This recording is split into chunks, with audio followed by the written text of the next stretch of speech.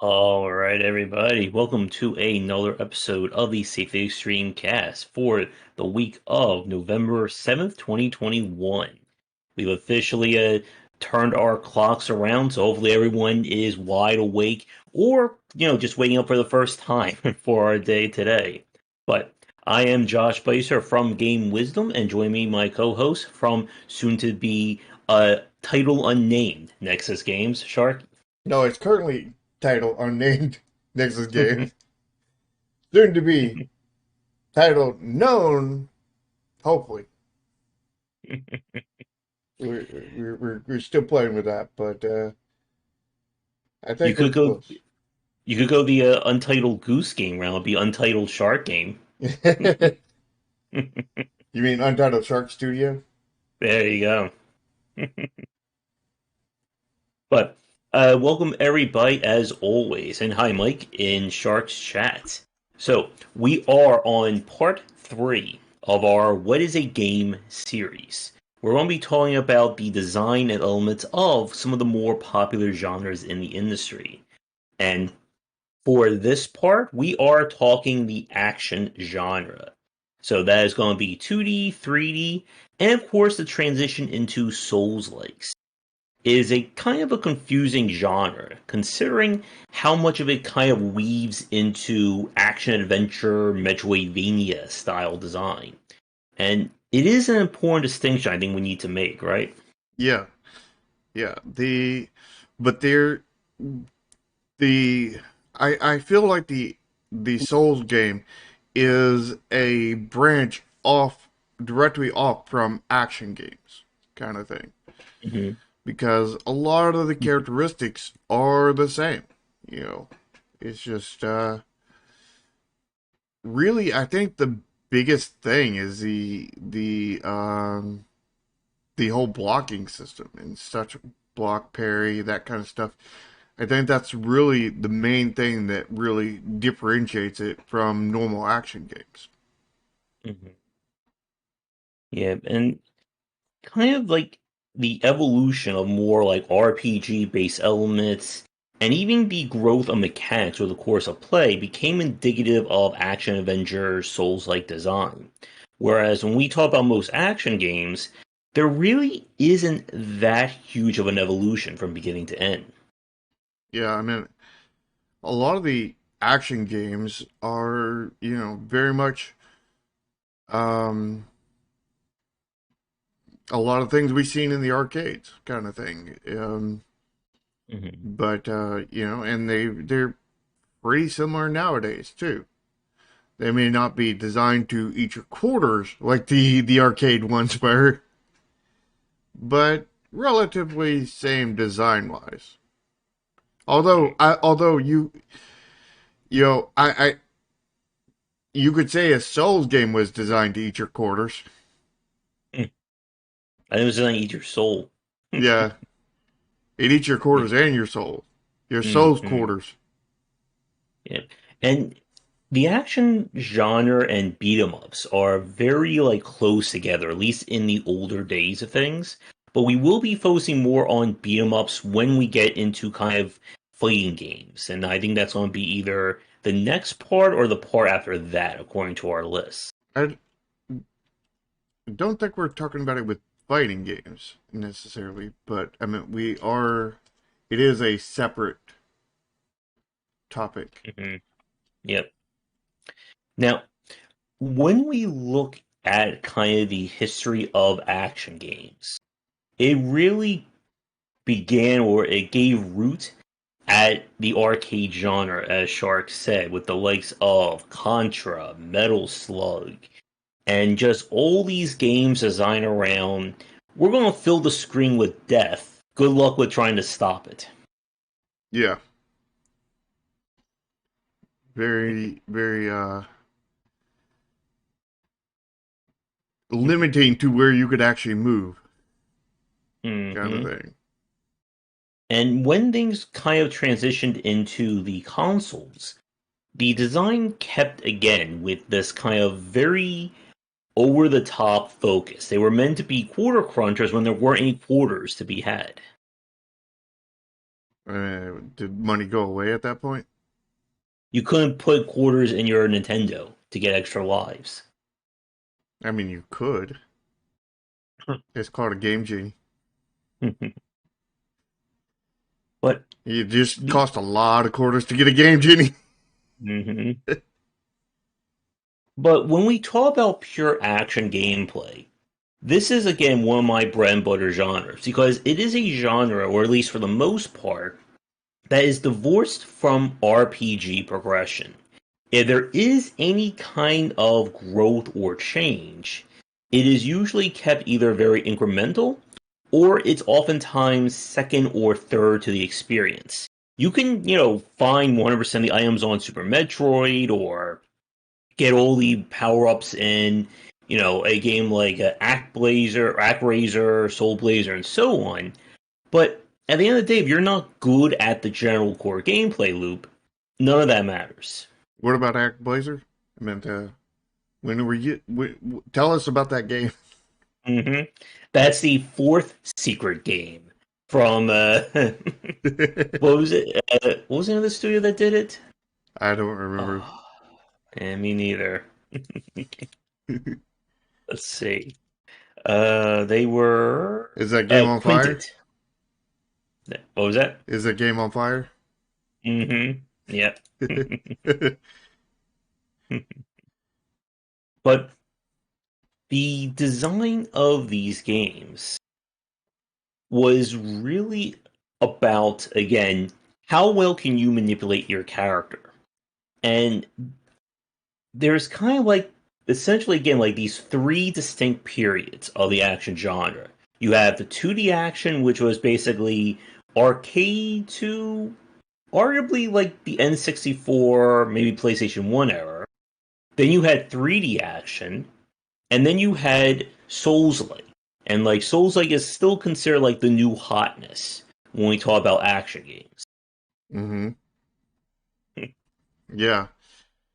So let's start with action games because I think we're going to, like if we started with any of the others, I think we'd just be repeating ourselves when we came back to this one. So I think that the action game has the core to everything else, kind of thing. The 2D action games.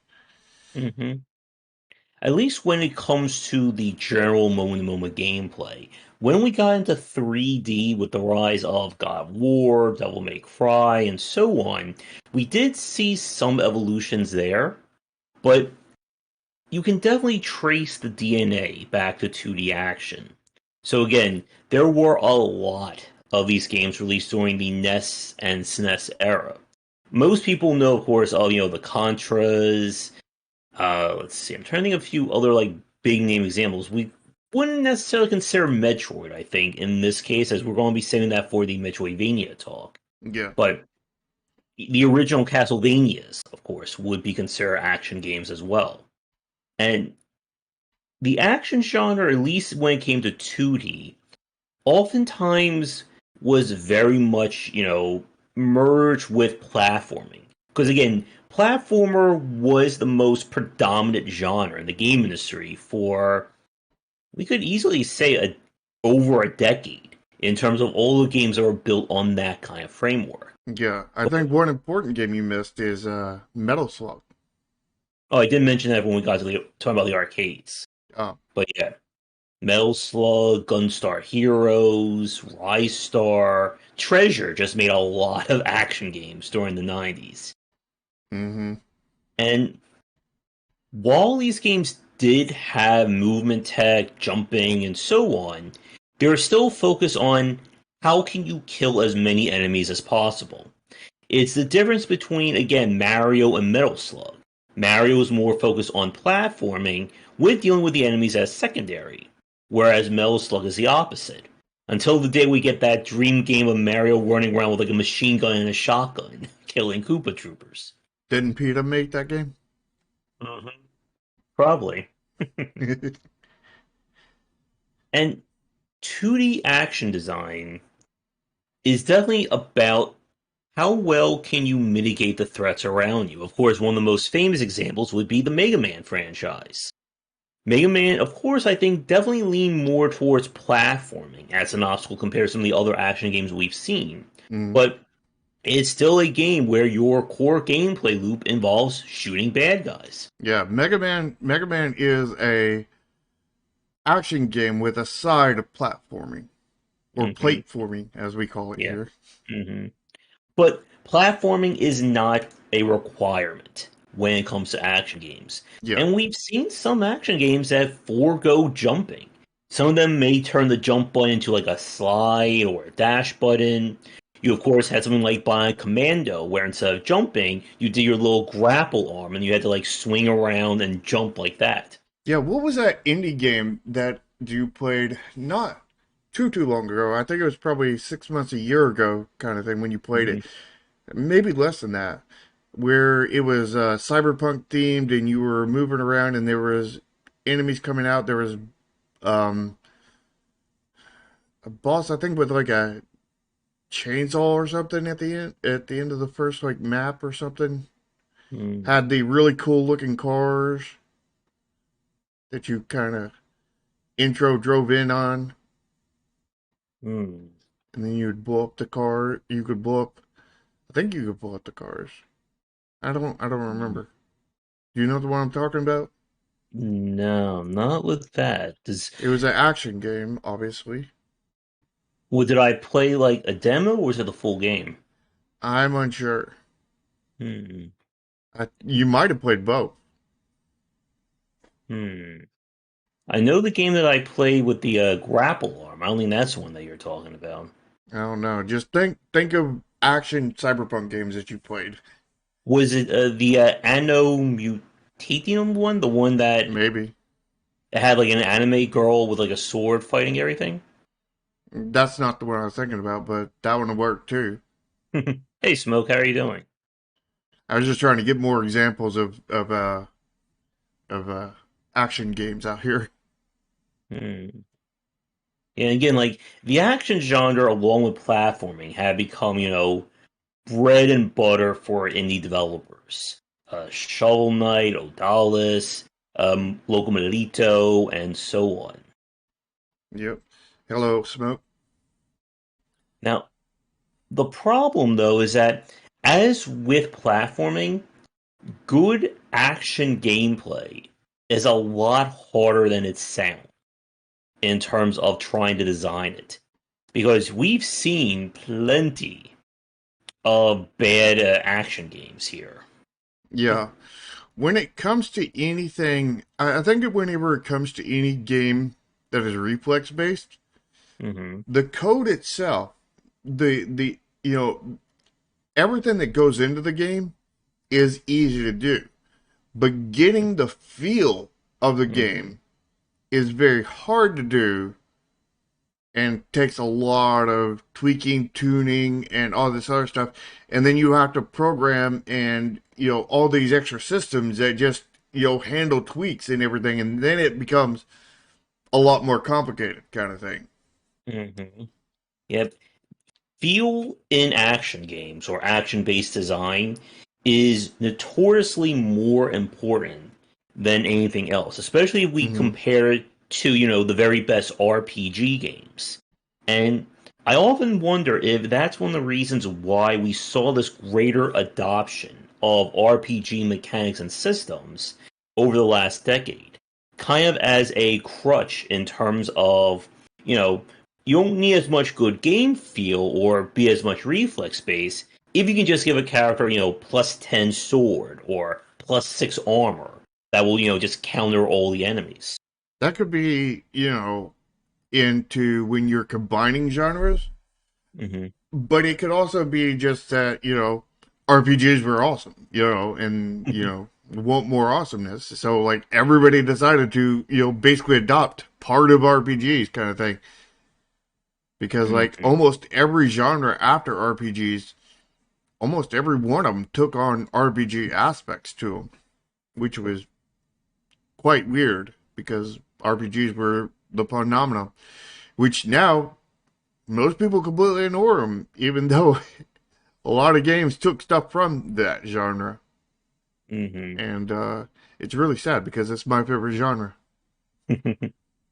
But getting that perfect feel for an action game, again, when we talked about platformers, I believe that was last week, or 2 weeks ago, I was sick the previous week, that it really comes down to that feel. And feel is something you can't necessarily program in a vacuum or design in a vacuum. Like we've talked about before about the importance of being able to play games in terms of study and analysis. And if you're trying to build a reflex or action based design, you need to play examples of it because you really can't get the full story just watching footage of Devil May Cry or watching footage of God of War 2018. Yeah. Well, the initial design can be done in a vacuum. Mm-hmm. But, all initial designs can be done in a vacuum kind of thing. But, you definitely need to get feedback and, on the feel of everything and have, many people hands on, telling you what feels good, what doesn't kind of thing so that you can, continue your design because your design file does not start, it does not stop after you get the initial stuff done. You don't want to put Mm-hmm. things in so concretely in your design file that there's no room for changes. You've got to keep your design files safely stream. They got to be stiff and hard yet flexible. Which Mm-hmm. which the best example of that in nature is a spider web. Mm-hmm. It's very stiff and hard, but yet it's flexible and it's full of holes, kind of thing. So there's all kinds of different ways you can move and whatnot a spider web to fit different systems inside those holes, kind of thing, and fill it out, kind of thing, until you Mm-hmm. have a whole game that feels good, kind of thing. But that filling in those holes are the stuff you do during feedback and all this other stuff. Bless you. Thank you. And you know, so you can design the spider web in a vacuum. Everything after that needs to have lots and lots of hands-on, lots of feedback, lots of Mm-hmm. criticism, and lots of knowing how to take feedback properly. Yeah. Because in an action-based design, if the actual moment to moment is lacking or doesn't feel good, there goes your entire game. Mm-hmm. No one wants to play a poorly defined action title because we've seen plenty of them. And figuring out what makes your game good or bad is incredibly difficult to do because again, it not only depends on what kind of experience you're trying to aim for, but also how that is conveyed and done by the player. Like one of the more important questions you have to ask: can you interrupt enemies? It sounds like a very simple question, but it has been a linchpin for numerous action games over the past 20 years. And the reason why is that if you can interrupt an enemy, then attack speed matters more than anything else. Because if I can hit you before you hit me, I stun lock you, you die. If that is not an option, then you need to give the player another way of getting around attacks. Because if I'm attacking you and you can just attack me right through it, well, what am I supposed to do? Am I just supposed to tank that hit? So that means you need to create a defensive system. And if you want to create a defensive system, well, you need to make sure that is also as refined and polished as your action.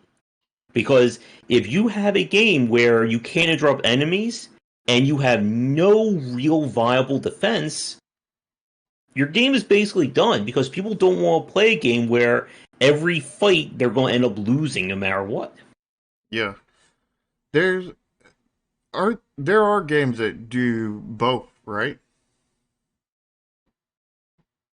Oh, yes, definitely. There are a lot of games that have, normal enemies that you can stun, and then elites or special enemies that have super armor that you can't attack through. Hades did that.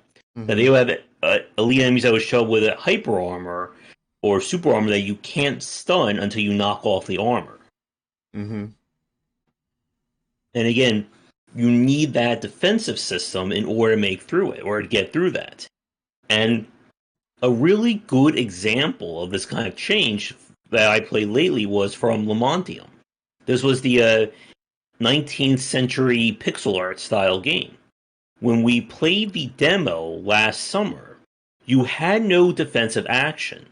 So what ended up happening was when you go to attack an enemy, by the time the attack animation finishes, even if you hit the enemy, they're already in melee range and they're going to hit you before you can actually respond. And there were cases in that game that you could, if you were, super pro at the game, you could time your swing just as the enemy entered your attack range so that it would hit them enough so you could get away. But that required a lot more action skill than I think what you would really want out of a survival horror game. Because again, survival horror is not Devil May Cry. Or is it? What do you think? It may be. I mean, have you seen Devil May Cry? Mm-hmm. But But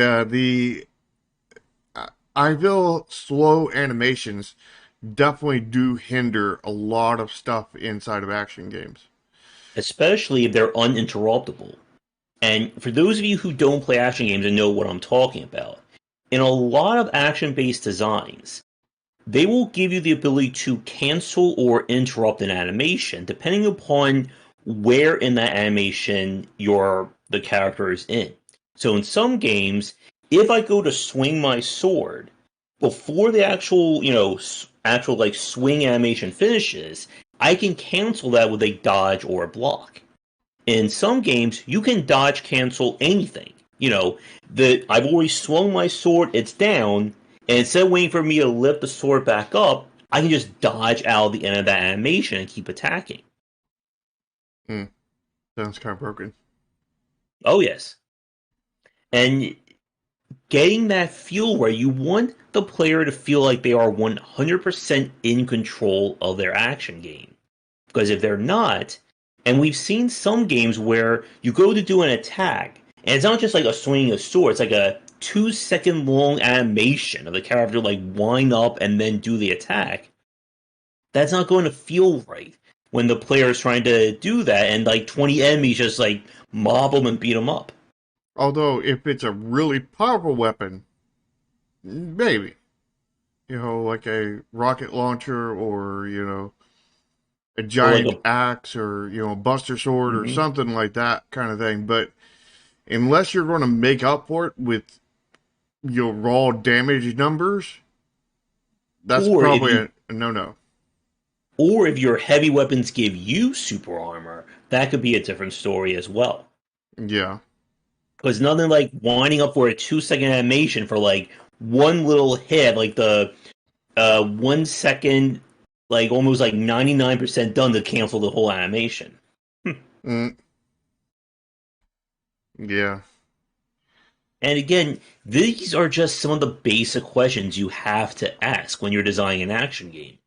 Because everything about an action game really stems from the first like 2 to 5 minutes of playing that game. If those 2 to 5 minutes don't feel right in the player's hands, they're not going to stick around. This is not an RPG where you're supposed to be weak at the start and you're going, level up and get more gear and grow more powerful. No, you have to be really powerful at the start, and the enemies have to grow and compensate to match, not the other way around. Hmm. Although you can still get weapons and upgrades and stuff in Hmm. action games. Yeah. But you shouldn't be weak at the start. You shouldn't, feel like your character is, fighting with both hands behind their back for the first 5 hours of the experience. I mean, what if that is what the scenario is? You the enemies catch you and you have both hands tied behind your back and you have to fight that way. Hmm. Unless you're Dante, then you're good. Well, if you're Dante, Or, you're good, but if you're not hmm Dante, not so much. hmm and I think that's one of the more interesting aspects that good action game design and we see this from 2D all the way to Souls-like. It's not about how the player grows. It's about how do the obstacles and enemies grow to challenge the player. And there are numerous ways that you can design action games along these lines. In a lot of my pieces and the books I've written, I talked about kind of rating enemies in terms of a tier list. Like, tier 1 are your fodder enemies, your zombies in Resident Evil, the basic necromorphs in Dead Space. Tier 2 would be kind of like the elites or lieutenants. Tier 3 would be like specialty enemies like range enemies, buffers, and stuff like that. And then tier 4 would be bosses. But you need to think about what kind of design is making up my action game, and how do I design enemies accordingly to compensate for that? Mm. You always have to. Enemies are definitely a very important part and role in all games, but definitely, you have more of a flat progression in an action game versus like an RPG kind of thing. Because like Mm-hmm. an RPG, level one, you're fighting people with stats like 3. Mm-hmm. Level 10, you're fighting with people with stats with probably like 200. Level 99, you're fighting people with stats like 9,999. Where Mm-hmm. in action games, you're, at, on the first level, you're probably fighting, I don't know, characters with stats like 5.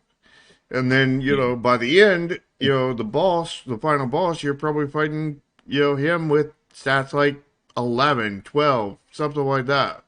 It's Yeah. not as big of a ramp kind of thing, but there is, every one of those numbers matters way more than what the Mm-hmm. other ones do. But also, so do the attacks they use, because, like, maybe, you have this character that only does, say he's you know, does 8 damage. You're like, wow, that's 3 higher, almost one and that's like 1.5 times the base kind of thing.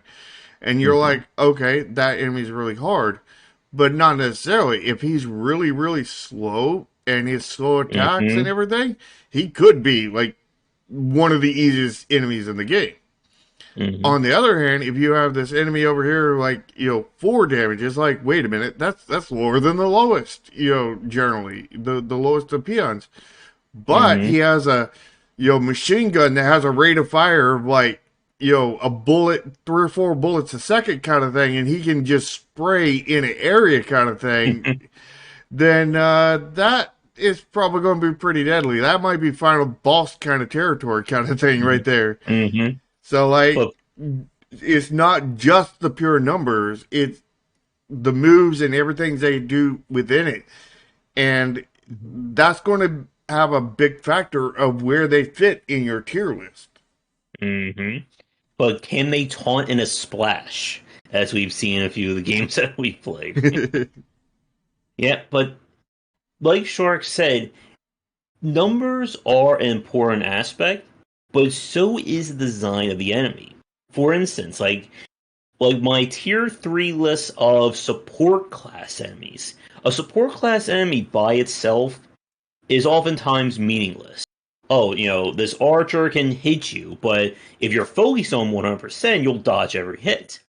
But if that archer is mixed with 6 super fast sword wielding guys who are completely up in your face and you can't see that guy in the background, suddenly all those arrows in your back are going to prove to become more annoying. What about arrows to Or, the knee?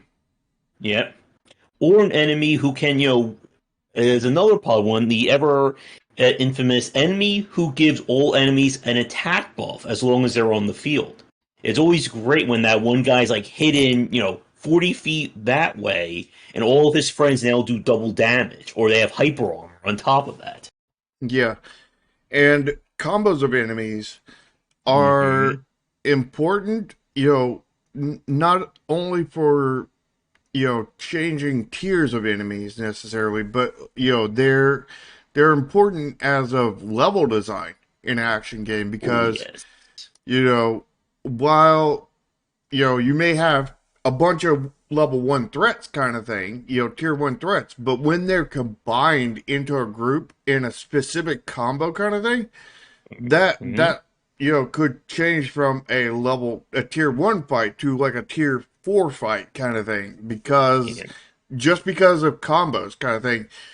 You can think about it, like, easy way to think about it is a CCG, like, Hmm. you know, here's a worthless card that does just, one damage kind of thing, Hmm. one base damage, and then it adds in, whatever the strength of your character is, but then you have, you know, a power on there that says if used by a certain character and you have that character, you can now use it twice, and then you have Hmm. a ability that weakens up the enemy so that it turns that base damage from 1 to 9, and now Hmm. you're doing 9 twice versus 1 once, just from a Hmm. few different combos of stuff that is very tame.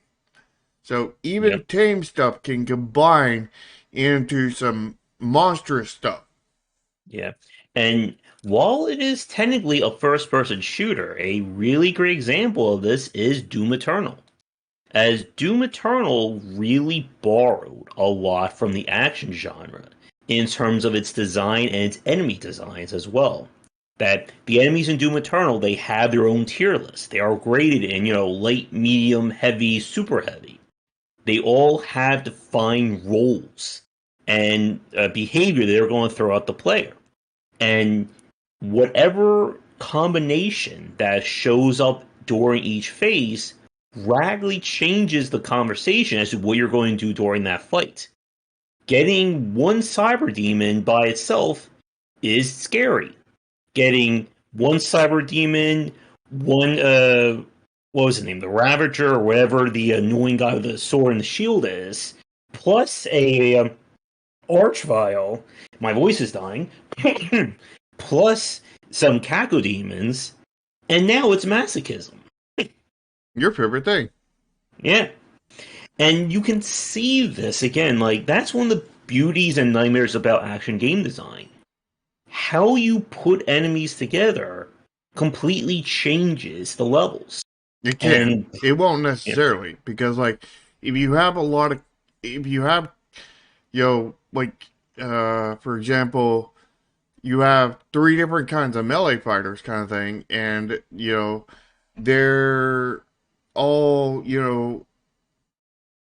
have similar types of attacks, not the same attacks, but similar in there, Mm. to where, maybe one's got a sword, one's got a dagger, and one's got a, a lance kind of thing.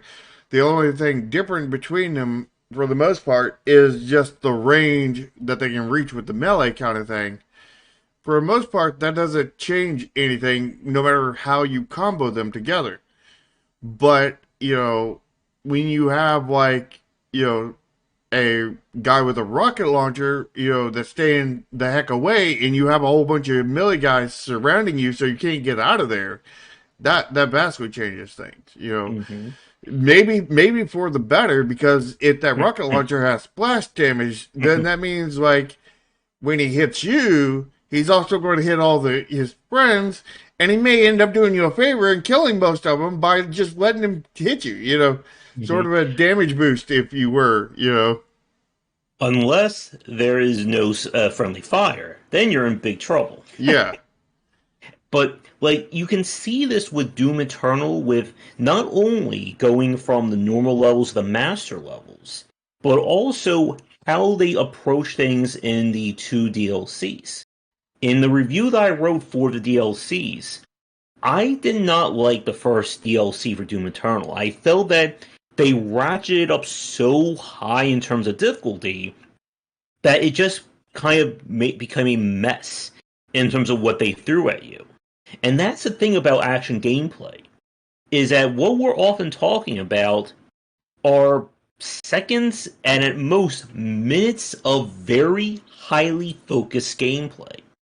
So you're not thinking about your game in an action sense, as in, an 8 to 20 hour long game. You're thinking about these as, 2 to 3 minute long arena fights, 1 to 3 minutes of, moving from point A to point B, and what is going on in those sections. Because it is very easy to kind of over design an action game and just make things too over the top that it becomes a frustration to play. Here's a question for you. What do you think about games that take that kind of formula, but instead of doing it in 2 or 3 minute sections kind of thing, they put it in like a 15, 20 minute section? Well, that's when it gets really tough for action games because the more the player has to repeat a section or the more weight to it, the more frustrating it is to die and have to do it all over again. In Not to mention Doom it gets what's the repetitive. term? No, not repetitive. I was talking about exhausting. Yeah. Exhausting because you're not giving the player a break between, Mhm. they get a break when they die. That You break when you die. You yeah. break when you're dead. That's game development right there. Yeah, that's a Yeah. AAA game development. And there's a fundamental difference in terms of pacing by saying, okay, here are three encounters that are 5 minutes long versus one encounter that is 15 minutes long. Because if I die during encounter two, well, I can replay at encounter two. If I die 10 minutes into your 15-minute encounter, then I have to repeat those last 10 minutes over again. And that was one of the issues I had with the Doom Eternal 1 DLC, that they raised the time and the amount of each encounter. So instead of it being maybe 1 to 3 waves per arena, it's now like 3 to 6. So that if I make it to wave 6 and I die, I gotta replay those last 5 waves over again. It becomes, I think, a little bit more of like a Kaizo game where, Hmm. if you don't do it 100% right, if you are only 95% good, well, you gotta repeat the whole thing all over again. You gotta get good. Yep. Mike And, asked, isn't action a lot more than just violent in FPS? I mean, FPS would be like a different genre yeah. entirely. Yeah, but the reason why I'm talking about Doom Eternal is that Doom Eternal is very much a case of a game borrowing action game elements. Because Hmm. a lot of action games design their enemies not as just bullet or sword sponges, but they define essential roles for them. You'll have an enemy who is designed to just kind of, they'll move around very fast or only go in for pot shots when they know they get hit. You have, larger enemies who are just going to charge you. You have backup enemies. It's not just throwing, like, it would be like the difference between Serious Sam. In Serious Sam, the common AI behavior of all the enemies is rush the player and shoot at them, or, yell and scream with a kamikaze's approach. In an action game, you are defining enemies to do different things. So that it is a fundamental different experience if an enemy group is made up of, let's say, type B, C, and D versus L, M, and N. Yeah. Doom is a FPS with a side of action kind of thing. Specifically, Doom Eternal. Yeah. That's the one that kind of really leaned into that. Yeah, it leaned And into action more than the others did, for sure. yeah, and so did something like Ultra Kill and maybe even Dread Templar that we played. But those are definitely more exceptions to the FPS rule than what we've seen normally. Yeah, which FPS is a completely different topic, but we're Yeah. referring to the action side of it. Mm-hmm. And, but I mean, action is a lot about violence and the feel of it, Mm-hmm. and we said that, one branch off of action, which we're not going to get into today, is like beat 'em ups and such Yep. and fighting games. But Oh like yes. action games like Metal Slug or and all kinds of other games are just it's all about the violence and the feel of it, Yep. not saying that you can't make an action game without violence, but I mean I can't think of a good example of that. A good action game that doesn't have violence in it. Yep. I mean, action is in the title, Yeah, I unless you mean, do maybe a hug 'em up. Go like that a clown game that goes like his whole goal is he wants to hug everyone in the town. so But you gotta hug your enemies to death. that would have been a very different experience for that game. Well, I mean, it is what it is because like you hug the enemies until their HP goes down to zero, and then they love you, right? You hug them to death. There you go. But so much about action gameplay and why it is a hard genre to design is that, again, you need to not only get the feel of your character right, you also need to design levels and obstacles that make sense or make use of that. And you also need to design enemies that can properly challenge the player. And so much about this, it's very easy, like we said, to go over the top. Like, how about an enemy that has hyper armor, attacks 5 times faster than your animations, and every time you try and hit him, he just recovers health? That's a challenge, right? Oh yeah. I mean, wait, no challenge there. It is easy. All you have to do is get good. Yeah. In the Splatterhouse revival that was for the 360 and I think PlayStation 3, they introduced an enemy that if you don't notice this enemy, it will one-shot kill you, or it will one-shot take you down to essentially you're like one hit away from dying.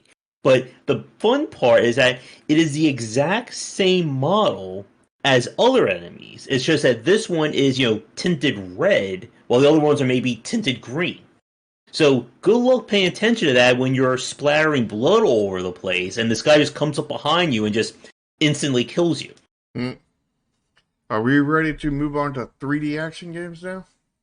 I think so. I'm trying to think if there's anything else specifically like 2D related, and it's again one of those genres. I think the 2D side has then become kind of the mantra of modern retro developers and fans. Mm-hmm.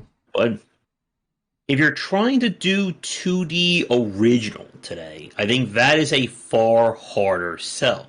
Because a lot of what made the evolution of 2D gameplay has been the adoption of, the action adventure side, the Metroidvania, taking from other genres and applying it. Mm-hmm. Although I think somebody could make a new game that's along the lines of Metal Slug and be pretty good off Yep. if they executed right, had the good art and everything else. I would say Alang maybe on that line of action adventure. What would you think? I don't know. I hadn't played that one. Yeah, because it had combat to it, but it was still very much a platformer. And again, a lot of 2D action, yeah, maybe action platformer, action adventure, something along those lines. A lot of the Was it 2D was it more platformer or more action than Mega Man? that's a good question. I would say it's more platformer, but not by much. Okay. Again, like the problem with 2D is that 2D was so predominant because it touched so many different genres and subgenres. Now, when we got to 3D, though, things became far more defined in terms of what genre a game is. Yeah. Which in And 3D we had great examples like Devil May Cry, which is what I use for my thumbnail. I love Devil May Cry 3. I hate that it's so damn hard, but I have nearly beaten it on every difficulty level. you gotta get good at getting those triple S's. Yeah. Yep, 3D action is kind of where the genre blew up. And it's kind of the second era of when we talk about action games. So again, this is the era of Devil May Cry, God Hand, Bayonetta, God of War. A lot of gods had to do with action games.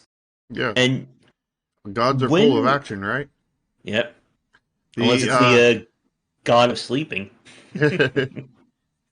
God of Sleeping is still, killing a lot of people in his dreams. There you go. Everybody's killing people in their dreams or But nightmares. But like the mechanically, there's not a whole lot of difference between 2D and 3D action games.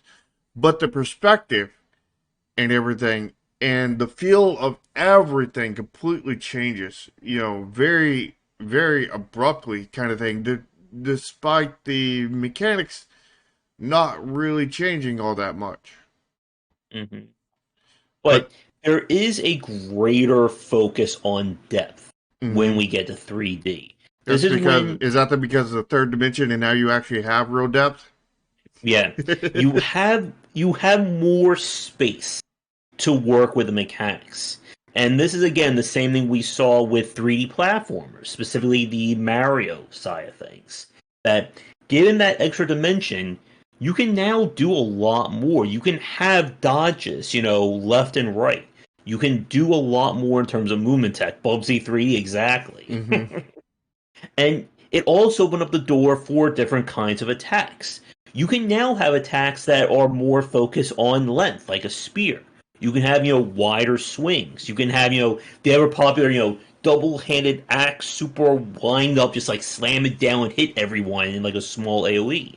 Yeah, And AoE attacks are hard, mhm, very next to impossible to do right in 2D, but in 3D, they're really good. I mean, you can definitely do them in 2D. It just doesn't have the mhm, same impact, I guess you would say, yeah, as a 3D because you're only doing an area effect in two directions versus yeah. three, and it could also be round, it could be, star shaped. There's all Yeah. kinds of different things because if you take a The round or a star shaped kind of thing and you mhm, translate that into 2D, they're both identical, but yeah, in a 3D environment, they are very, very different. yeah. Like I guess like my first real exposure to 3D action would be the Dynasty Warriors games. I Hmm. remember playing the original Dynasty Warriors on PlayStation 2. I remember I was looking at that it was a kiosk at GameStop back in the day. And like the first time you do a Muso attack, where all of a sudden your character just starts like swinging his swords and like 37 guys get like sent flying backwards. And hello, Big Ben. Hey, Bitbin. Yeah, And just the feel from a 3D action game has this, a very, very different and I would say almost a more visceral feel to it because yeah. it's you can get more visceral feeling kind of thing in a 3D environment because like when you're talking about like knockback and stuff like that, when you're talking about Hmm. knockback in 2D, it's just the character moving slightly back kind of thing, a couple of Hmm. pixels kind of thing, and on maybe either side of you kind of thing. Where you're talking about 3D kind of thing, you could, arc around and knock back hundreds of guys in like a game like that. And Hmm. it's just a very different, more visceral feeling, And also, Yeah. I mean, you have, stuff that could knock back in, certain directions. You have like cones, you have like half cones, you have all kinds of different area of effects kind of thing. Hmm. Where a cone in a 2D game, a 3D game, would be, a lot of different area kind of thing. But when you have on a 2D game, that's just the same as a half square, Yeah. And another thing that I think 3D brought that in a kind of ironic twist would then be adopted by more 2D games later was this sense of being able to combo transition. That it wasn't just like we played a lot of early 2D action games, especially the beat 'em up genre. You always had those cases where you do an attack, and that attack is kind of separate. Like you can't do anything else beyond that move. But with like games like Devil May Cry, what we saw later with Fight and Rage, there was this idea that okay, I do my whole combo, and then I can jump at the enemy and continue into a new combo. And I can just, as anyone who's played Devil May Cry, you can do like the infinite upswing. You know, they just keep knocking enemy up in the air, follow through before he hits the ground, just hit him back up again. It's the Marvel versus Capcom strategy of the infinite combo. Yeah, And but it's fighting games are on that, even 2D fighting games, which or beat 'em ups rather, are mhm, on that territory where they're not quite 2D kind of thing. They're simulated mhm. 3D because You have the different you have planes. three planes of movement kind of thing, Hmm. because you can move left to right, you move up to down, and then you can actually move in the air too. Like when Hmm. you're talking about a Streets of Rage, or Hmm. Hmm. what was the other one? I'm forgetting. Fighting Fighting Rage. Rage, Battletoads, so on. Yet, Yeah, which and are 2D that are simulating 3D, and a lot of the aspects of 3D will actually translate over to them. But beat 'em ups and fighting games are a topic for later. yeah. So with like 3D action, with the rise of Devil May Cry, Bayonetta, and so on, it really like again like for like the audience watching this right now live recorded, it's easy to think like, oh, it's all so tamed, and Devil May Cry is like going back to like a 1930s car, like driving that instead of like a modern day car. But when Devil May Cry 1 came out, that was groundbreaking for a lot of people. Like, we didn't have action games at that level of fluidity and that visceral nature before, up until that game. Oh, and then when you got into Devil May Cry 3, that was a whole nother level, because like when Hmm. like I remember the first time I played Devil May Cry 3, it was so amazing because like I Oh, yeah. I accidentally jumped on top of one of the enemies, and then I just started skating around. I was like, "Oh my god." Yeah. And And, then not only were you skating around, but I'm sitting there shooting while yeah. I'm skating around, and then I can spin while I'm shooting and all kinds of other stuff. And there's like this whole new set of movement tech the second you Mhm. get on there, and it's like, holy crap. Yeah, I Yeah. mean, for me, like my top three action games are still Ninja Gaiden Black, God Hand, and Devil May Cry 3. Hmm. And I still haven't seen a modern day action game I think really go more than what those three games did. I Like, there's think definitely this. Bayonetta did. I was just about to say Bayonetta is like Bayonetta's close. I think I would maybe rank that like fourth on my list. But again, part of the reason why those three games worked was just getting that feel of combat right. And, again, with Devil May Cry, such a fascinating way of how they were able to build it. And again, like as the story goes, Devil May Cry originally started as Resident Evil 4. Did it? That they were building a Resident Evil 4 is going to be more action focused, more like demon focused. And they just said, it's not really Resident Evil. Why don't you go do something else with it? And that turned into Devil May Cry. I thought that turned into Resident Evil, what was it, 6, 7? No, that was 4. It was a long time ago. No, Again, no, no. it's You missed the joke there. oh What was it? yeah, Was it 6 or 7 that they did that with? probably 6. The one they And 5 was focused on Boulder action that Punching. everybody hated. Hmm. But with pure action games, or with the rise of 3D action, we began to see this template of kind of there's always like these two different sides of 3D action games. There are those that focus predominantly on very narrow, you're fighting one-on-one enemies at a time, versus the more chaotic, I swing my sword and I can guarantee hit at least 5 guys with that swing. Or in God of War's case, my swords on chains that are tied around my wrists. Hmm.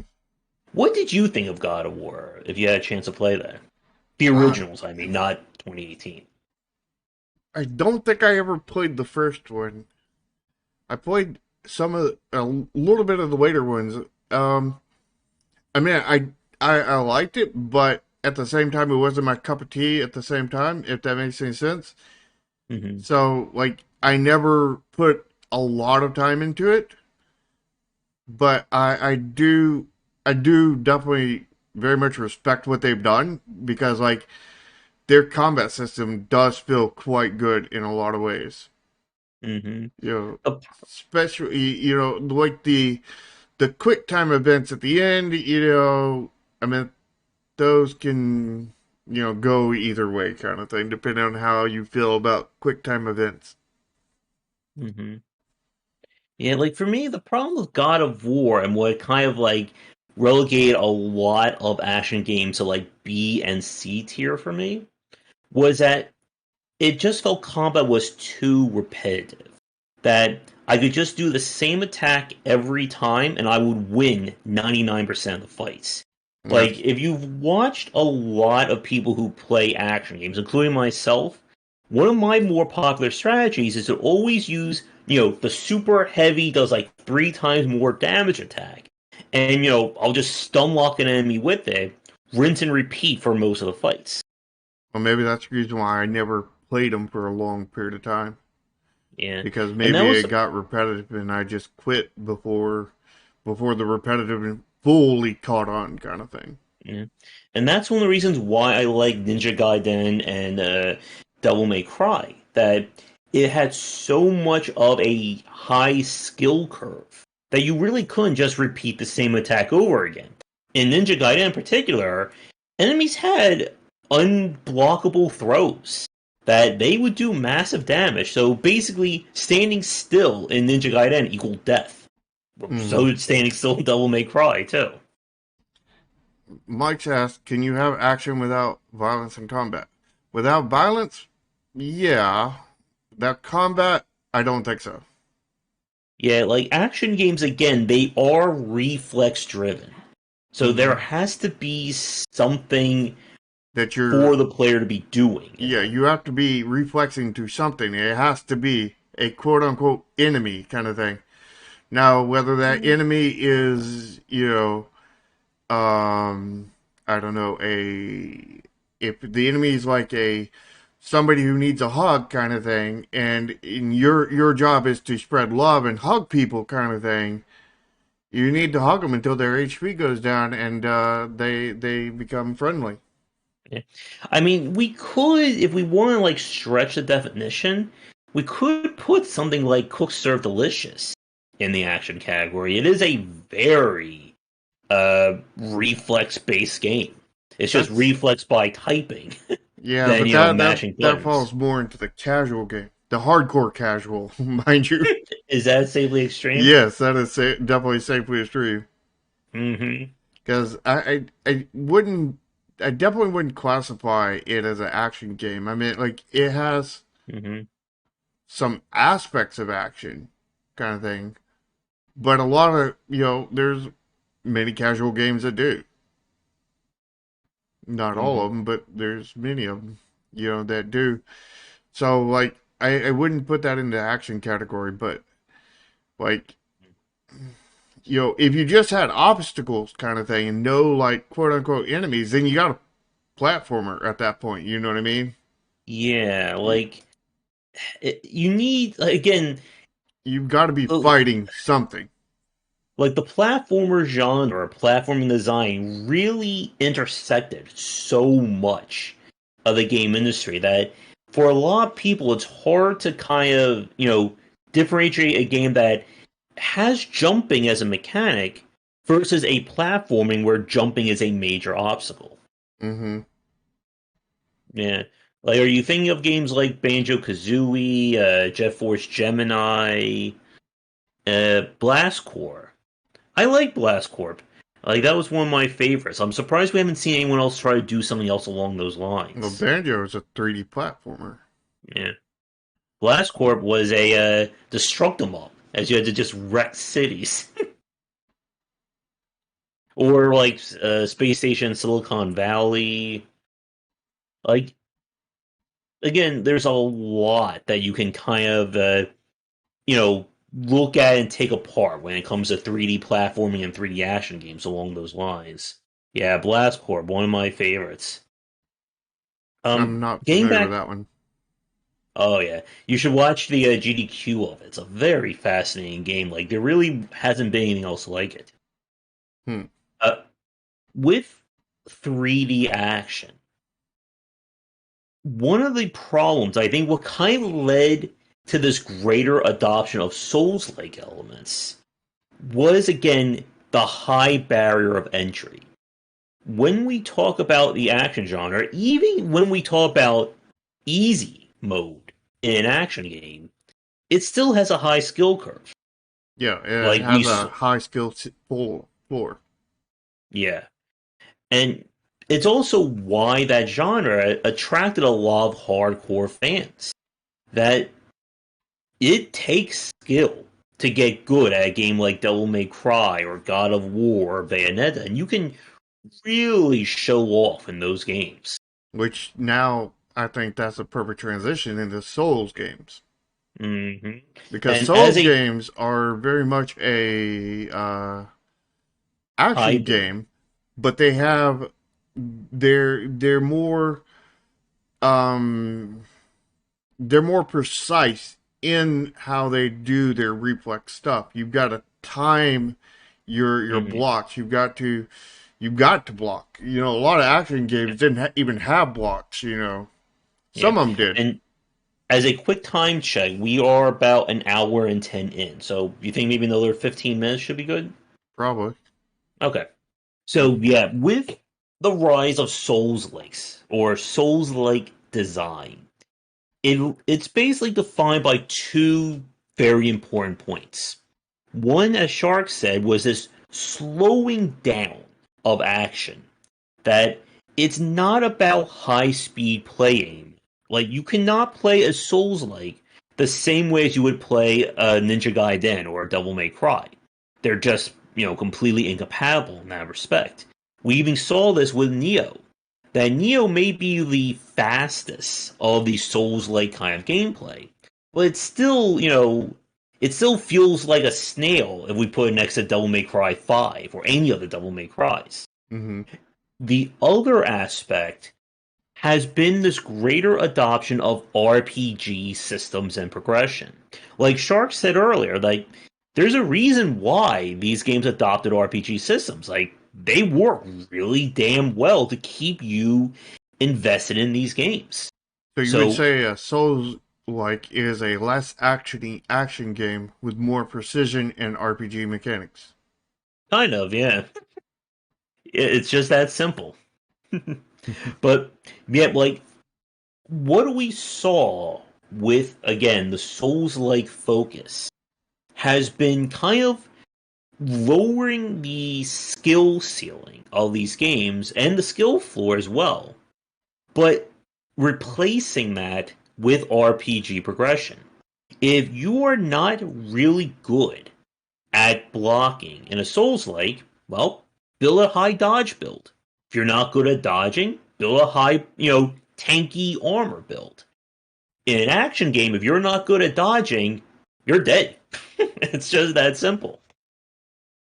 Yeah, I prefer action games that don't have a block or a dodge, and they're built, you know, where your way of avoiding it is just getting out of the way, Hmm. sidestepping it, you know, or running away or whatever, you know, like a beat 'em up kind of thing that doesn't have a block Hmm. or dodge, you know, kind of thing. I prefer that kind of thing because like I hate having a separate I hate having buttons attached to movement. That's sort of like my a mental glitch that I can't get out of because whenever there is movement attached to a button kind of thing, outside of like a gas pedal or something for a car, I can't get behind it. But that's not really movement to a lot of extent. You know what I mean?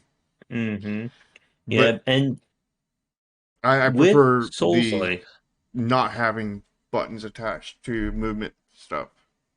hmm yeah, and with Souls likes, with that slowing down of kind of the movement and combat, they pretty much require you to have those additional defensive options. Mm-hmm. And what Char was saying earlier about, having to time your animations, like that's where, animation buffering becomes a very big role. That, if you're swinging your sword and if you hit the attack button during that first attack animation, your character, as soon as he's done swinging, will just swing again. So if you're just mashing attack, and let's say the enemy starts rearing up for his, mighty smashdown, you're going to still be attacking as he crushes your head in and does, half your health bar. Yeah, and that's the reason why I don't play Souls games. That and the block and any kind of movement tech attached to buttons. Mm-hmm. Yep, and the reason like the genre really moved towards this way or moved towards Souls likes was again the fact that it reduced, like, even though people will argue and complain, Dark Souls needs a difficulty setting, Dark Souls is too hard, Dark Souls is not accessible, it is arguably far more accessible than Devil May Cry was, than the original God of War was. And it's just, again, that different flavor of action design. Yeah, it's not accessible to me because of the button-based movement tech and Mm-hmm. such. But it did offer a chance for more people to play these action games because again you have that RPG progression or the RPG systems that can augment and circumvent player skill. Again, if I'm not the best player, I can rely on heavy armor. When I first played Dark Souls, when I got to the Four Kings fight, I basically put on a Havel set, fat rolled my way around, and just tanked all the damage.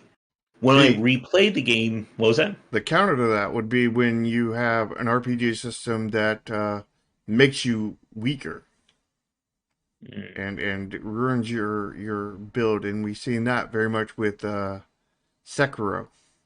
Mm-hmm.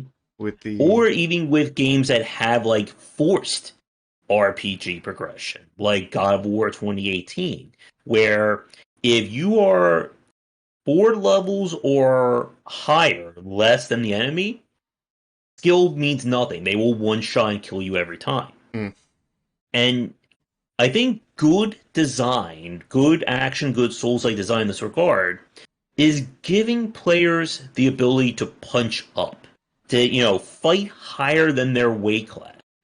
That if someone is really good at dodging, who's really good at doing reposes and parries, let them fight an enemy 10 levels above them, get that extra rare loot, get that extra great stuff. Don't just say, oh, the enemy's 5 levels above you, all your stats are now 80% less when you fight this enemy just because. yep. And And that doesn't just apply to action games for that matter. mm-hmm, I put that in my tactical RPG, my last game, the old word of the day, Chromasia, because mm-hmm, like I set a minimum damage that you could deal to enemies that you would unless it was a very final boss kind of thing, you would never encounter you did 0 damage. You mm-hmm, would do very low. I think it was something like 10% of their HP. So no matter what it was, you would kill any character in 10 hits. But if you were so weak that all your characters were taking that kind of thing, there's basically no chance of you winning.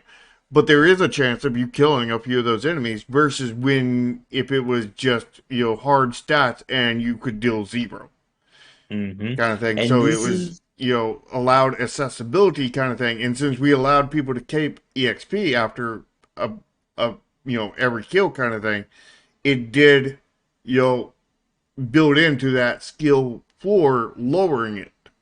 mm-hmm. And we also saw this as even more games adopted RPG based systems like the Assassin's Creeds, Far Cry's, and so on.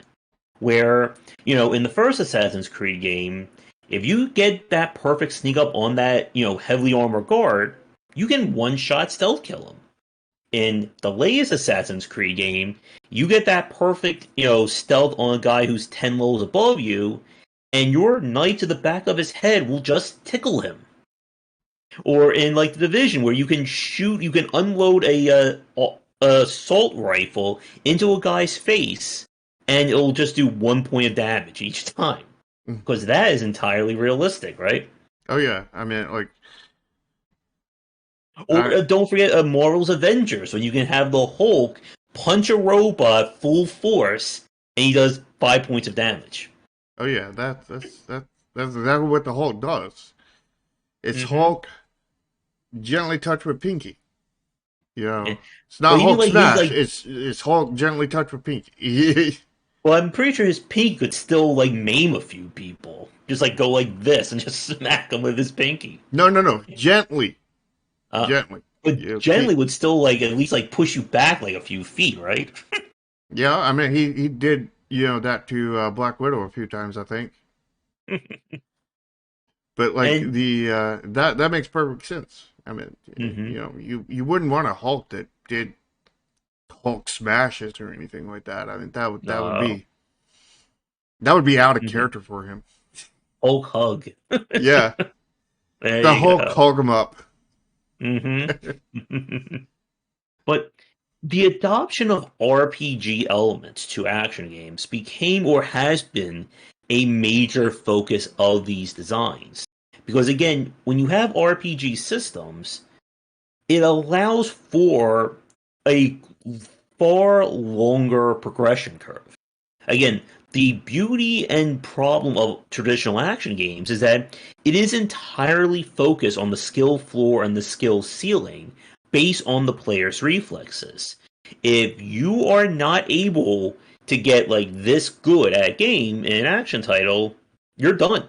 Hmm. There's no, grinding, there's no leveling up that you can do. In a game that has RPG levels and gear to it, if you can't get to this level with your skill, well, go craft better armor, upgrade your weapons, get a better spell. And those things will circumvent the need for skill. And Only to a again, point, though. to a point. But some of the games just kind of let you get away with that. I've seen people who are horrible at Souls likes, and all they'll do is just wear, the most OP armor, use the most OP spell, and spam that. And there's no need to dodge, there's no need to properly time. You just kind of coast through the entire game. I suck at Souls, and I went in there and I could not get anywhere, and I got really frustrated really quickly. Hmm. You didn't find the OP stuff, that's the problem. I the problem might have been that I was playing a demo or something at a lock point, and there was no Hmm. option for me to do anything other than Hmm. go fight this one enemy, and if you can't get past this one enemy, you're done. And I could never get past that one enemy. I fought him like Yeah, 20 or 30 times. yeah. And what's kind of interesting about kind of the change into the Souls Lakes is that I think the Souls Lakes have really robbed a lot of these games of having interesting enemy variety. Because of those RPG layers, it's kind of like, oh, there's a new enemy, but my weapon's, plus 10, so I'm just going to slice him the same way as this other enemy. Other than boss fights, I think boss fights in Souls Likes definitely are being elevated compared to a lot of boss fights in traditional action games, with exceptions, of course. Hmm. There's some pretty over top bosses in action games. Hmm. Virgil Devil May Cry 3 is still one of the standouts. Hmm. As are some of like these mech fights and ship fights in some of these action games. Hmm. Where But yeah, you've like, got to, they have like tons of different parts, and you've got to destroy parts to disable some of their weapons, and then some of them might be self-repairing and all this other stuff. hmm And it's one of those things where there's you're comboing enemies together essentially. You know what I mean? So like like when you have like the archer, the the tank, and the mage kind of thing fighting you all at the same time. It's also hmm kind of the same thing when you have a giant machine or ship or something that has all these different weapons on it that all do, or maybe not all of them, but they do different things. Yeah. Kind And of combining together. it's so weird about kind of that split that when we talk about pure action games, so much of what makes them work is about designing the player. While for a lot of Souls likes, so much of what makes them work is about designing memorable boss fights. Again, like Bloodborne being like one of the quintessential examples. And we haven't, I think, really seen, at least in the last like few years, a game that has married them both, I think, really well. We could argue maybe Neo, but I still felt that Neo wasn't perfect in terms of its action gameplay. You wouldn't say Devil May Cry? Well, in the last few years. Like, Devil May Cry 3, yes. I'm not so sure about Devil May Cry 5. Like, I didn't fall in love with the one as much as everyone else did. I haven't played 5. Hmm. Only 3, 4, and then I went back and played, I think it was 1 that I went back and played, but I didn't get to beat it because it wasn't mine. I was borrowing it or something. But again, when it comes to good action gameplay, it really, I think this will be like my final thoughts for our topic. It really comes down to how do you design your character? How do you design the space or the environment around that character? And how do you design the enemies to counter that character? There's a reason why I'm really excited about Ultra Kill, as Ultra Kill really borrows a lot of those same principles as Doom Eternal. Yeah. And it's very interesting, again, that if you're going to do pure action or do focusing on action, it really comes down to just, again, what makes that moment to moment pop. And if it doesn't, you don't really have a good action game. Yep. Is there anything we haven't covered yet? We talked enemy designs. I mean, we could certainly talk about boss designs, but I think that may be, I don't know, Not maybe a not little, really in this topic. yeah. Yeah, like boss designs could probably, like designing a good boss could be maybe its own cast, because we could touch a lot of different genres with it. Mm, I guess anything on your side that we didn't cover? not that I can think of. Yeah. And again, like the action genre in of itself, just like platformers, really intersected with a lot of different genres. So it kind of makes it hard to just talk about it and nothing else. Yeah, but we pulled it off. Yeah. Did we get a triple S or did we just get a or B? I got a triple S. You got a D. Ah. Well, I think we did come up with the next genre craze, the hug 'em up. I think that should be your next game after Neon Continuum. Maybe. But The we, our next cast will be about mhm, Metrovania and action adventure, which ties right into this show. And yeah, then the one after that would be fighting games and beat 'em ups, which also ties into this one. So yeah. the next two shows are going to tie in directly to everything we talked about in this cast. Oh yes. And I'm sure it will intersect with everything just like these last ones have done. Just because again, we're talking about a lot of bread and butter genres of the game industry. When we get further into the series and get into some more specific ones like survival horror, shmups, FPSs, that's when we'll start to see, I think, far more divides in terms of our conversations. Yeah, because right now we're talking about more core genres right now, at least Hmm. reflex wise, and we're Metrovania and action adventure is going to be more specific, as is fighting games and beat 'em ups, which is very hard not to talk about in this one. Yes, definitely. Flighting games, yeah. Fighting But games. And we do have to have, I think, Simulator on the list. Although I think Simulator may be a very quick one because it's just basically, did you make your game just like flying an airplane or driving a car? Yes slash no. I think we might have them No. on We here. will check. So, for tonight, I'm going to be Yeah, starting. it's Great. in there with We're, racing. Nice. Tonight I'll be starting Trails in the Skies, the second chapter.